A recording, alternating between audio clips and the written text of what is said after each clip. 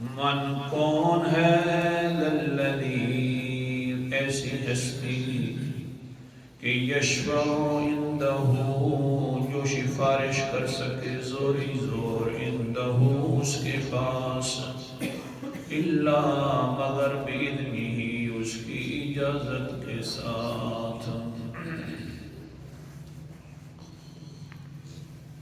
کئی دروس سے دلیل جلالی کا تذکرہ ہو رہا ہے. پانچویں دلیل جس کے اندر اللہ تعالیٰ نے بیان فرمایا کہ دیکھیے جن کو تم پکارتے ہو، توجہ میری طرف رکھو، جن کو تم پکارتے ہو، جن کو تم دستگیر کہتے ہو اور بلاتے ہو، کھوٹی قسمتیں کھڑی کرنے والا کہتے ہو، وہ تو میرے سامنے اپنی زبان نہیں کھول سکتے، بھلا تمہاری کھوٹی قسمتیں کھڑی کیسے کریں گے؟ جب تک میں اجازت نہیں دوں گا تو وہ میرے سامنے کچھ بول بھی نہیں سکے. سبحان اللہ. پھر کیا ہوا؟ مسئلہ یہ چل پڑا کہ جو انسان دوسروں کو یہ سمجھتا ہے کہ مجھے اللہ تعالیٰ کے سامنے زوری زور منوا لے گا اور میری بات کروا دے گا، مجھے چھڑوا لے گا، وہ دنیا کے اندر بھی انہیں کی بات کرنا شروع کر دیتا ہے. اسی کے سامنے نظر و نیاز، منت منوتی، حاجت روائی کے نظریے، مشکل کشائی کے نظریے، عالم الغیب انہی کو سمجھا جاتا ہے، داتا انہی کو سمجھا جاتا ہے، دستگیر انہی کو سمجھا جاتا ہے، گنج بخش انہی کو سمجھا جاتا ہے. پھر ساری جو صفات الوہیت ہیں وہ پھر اسی کے اندر انسان سمجھنا شروع کر دیتا ہے. یہی کام مشرکین مکہ نے بھی کیا تھا، وہ میں پہلے حوالے دے چکا ہوں. اللہ اکبر کبیرہ. تو اللہ تعالیٰ نے فرمایا اے انسان ایسا نہ کر، جن کے بارے میں تو کہتا ہے کہ کھوٹی قسمتیں کھڑی کر دے گا، وہ ان کے سامنے جا کر پکارتا ہے، ان کے نعرے لگاتا ہے، وہ تو سنتے ہی نہیں ہیں. بھائی سنیں گے تو تب تیری بات میری طرف پہنچائیں گے. جب وہ سنتے نہیں ہیں اور اگر بالفرض سن بھی لیں تو جواب نہیں دیتے، تو پھر تیری باتیں کیسے سنیں گے؟ پھر تیری نظر و نیاز کیسے دیکھیں گے؟ تیری پھر منت منوتی کا کیا خیال کریں گے؟ یہ ایک درس پیچھے والا گزر چکا. آج کا درس بھی اسی بات پر ہے کہ اللہ کے علاوہ کوئی ہر جگہ پر سننے والا نہیں ہے. سننے والا ہے ہر جگہ پر. کون ہے؟ اللہ. جو اس دنیا سے چلے گئے نہ وہ سن سکتے ہیں، نہ ان کو پتہ ہے، اور نہ ہی وہ جواب دینے کی صلاحیت رکھتے ہیں. قرآن مقدس کا اندر اور آیت مبارکہ کا حوالہ. اللہ تعالی ہم سب کو قرآن مقدس کے ساتھ محبت عطا فرمائے. مسلمان کو محبت تو ہے، لیکن یہ ہے کہ بھئی جو مسئلہ اس کا ہے بس وہ ماننے والے مان لیں، یہ محبت ہے. صرف یہ نہیں ہے کہ ہمیں بڑے پیار ہے جی بس یہ کیا بات ہے نا. جو مسئلہ ہے اگر میرے خلاف آ جائے تو میں مان لوں، کسی کے خلاف آ جائے تو وہ مان لے، تو یہ محبت کا انداز ہے. اب قرآن مقدس کا انداز. اعوذ باللہ من الشیطان الرجیم. بسم اللہ الرحمن الرحیم. سورت کا نام سورت فاطر ہے. 22واں پارہ ہے. اللہ تعالیٰ فرماتے ہیں تدعوہم لا يسمعوا دعاءکم. اگر پکارو ان لوگوں کو جن کے بارے میں تم نظریہ رکھتے ہو. آیت نمبر 14 کی تلاوت کر رہا ہوں. تدعوہم لا يسمعوا دعاءکم. اگر تم ان کو پکارو تو ان کو تمہاری پکار کا پتہ ہی نہیں ہے، نہ وہ سنتے ہیں. آگے فرمایا وَلَوْ سَمِعُوا مَا اسْتَجَابُوا لَكُمْ. اگر بالفرض والمحال سن بھی کل میں نے سمجھایا تھا بالفرض کا کیا مطلب ہے. اگر بالفرض والمحال سن بھی لیں تو مَا اسْتَجَابُوا لَكُمْ. پھر جواب دینے کی طاقت ان میں موجود نہیں ہے. اللہ اکبر کبیرہ. جواب بھی نہیں دیں گے. قیامت والے دن ایک دوسرے کا جب سامنا ہوگا تو کیا ہوگا؟ یوم القیامت یکفرون بشرککم، اور جو تم اللہ تعالیٰ کے علاوہ غیر کو پکارتے ہو، ہاں دور والوں کو پکارنا شروع کر دیا، جو شہرت کے قریب ہے اس کو چھوڑ دیا، تو سن لو قیامت والا دن ہوگا، وَيَوْمَ الْقِيَامَةِ يَكْفُرُونَ بِشِرْكِكُمْ، قیامت والے دن یہ سارے کے سارے بزرگ بھی، کتب بھی، ابدال بھی، سارے کے سارے انکار کر دیں گے تمہارے اس شرک کا۔ اللہ کے غیر کو پکارنا وہ شرک ہے۔ قرآن مقدس کہہ رہا ہے وَلَا يُنَبِّئُكَ مِثْلُ خَبِيرٍ، عجیب الفاظ ہیں۔ یہ اللہ تعالیٰ ایسی خبیر ذات ہے، خبر رکھنے والی ذات ہے، اس جیسی خبر رکھنے والی ذات ہے کوئی نہیں۔ وہ تمہیں بتلا رہا ہے، اس طرح کوئی بتلانے والا تمہیں نہیں بتلائے گا نہ سمجھائے گا۔ بہرحال اتنا سمجھ لو کہ ہر جگہ پر جانتا بھی میں ہوں، سنتا بھی میں ہوں، جس کو تم پکار رہے ہو نہ وہ سنتے ہیں نہ جواب دینے کی صلاحیت رکھتے ہیں، تو پھر مجھے پکارا کرو۔ اللہ اکبر کبیرہ۔ سورت کا نام سورت طٰہٰ ہے، 16واں پارہ ہے، قرآن مقدس کا انداز ہے۔ اللہ تعالیٰ فرماتے ہیں وَمَا أَعْجَلَكَ عَنْ قَوْمِكَ يَا مُوسَىٰ، آیت نمبر 83 ہے اور 84 آگے تلاوت کروں گا۔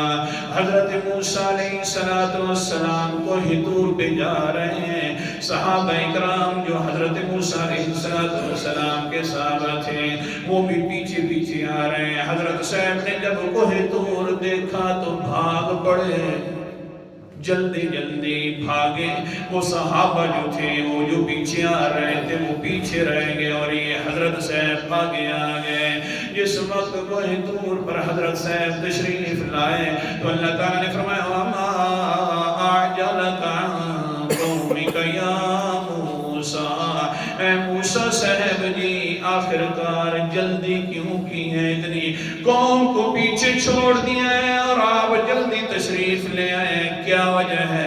آگے سے حضرت موسیٰ علیہ السلام فرماتے ہیں قَالَ هُمْ أُولَٰئِ عَلَىٰ أَثَرِي، اللہ جی اللہ کو پتہ بھی تھا، اللہ جی میرے پیچھے وہ میری قوم والے بھی آ رہے ہیں، میں جلدی جلدی اس لیے آ گیا ہوں، وَعَجِلْتُ إِلَيْكَ رَبِّ لِتَرْضَىٰ، میں اس لیے جلدی آیا ہوں تاکہ تم راضی ہو جائے۔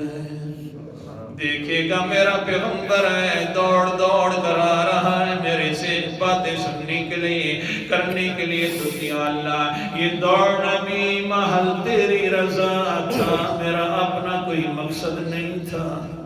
بڑا بھائی محبت والا پیغمبر ہے، سبحان اللہ۔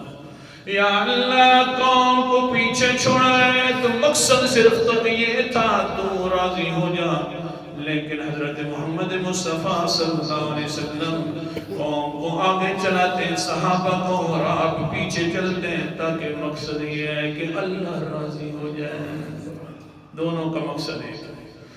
حضرت موسیٰ بھی آگے جا رہے ہیں، بھاگ کر آ رہے ہیں تاکہ اللہ راضی ہو جائے، اور پیغمبر علیہ السلام جب بھی کہیں جاتے ہیں صحابہ ساتھ ہوتے تو صحابہ کو آگے چلاتے اور پیچھے خود چلتے تاکہ رب راضی ہو جائے، جس کے بارے میں رب العالمین نے مجھے فرمایا ہے میرا پیغمبر دھیان کرنا، اپنی نظرین سے نہ اٹھانا، ایسا نہ ہو کہ میری نظرین سے اٹھ جائے تو وہ پوچھ لے آخرکار کیوں اٹھ گئی ہے، اس لیے یہ آگے چلے تاکہ میری نظریں انہی پر ہونی چاہیے۔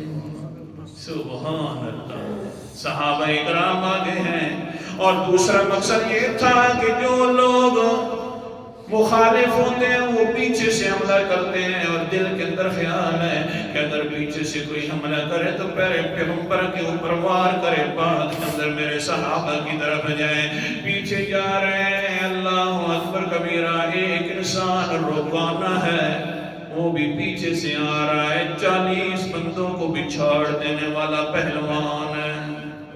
روکانا رضی اللہ تعالیٰ مسلمان ہو گئے تھے، لیکن اب مسلمان نہیں ہے، پیچھے سے آ رہا ہے، کیا کہتا ہے؟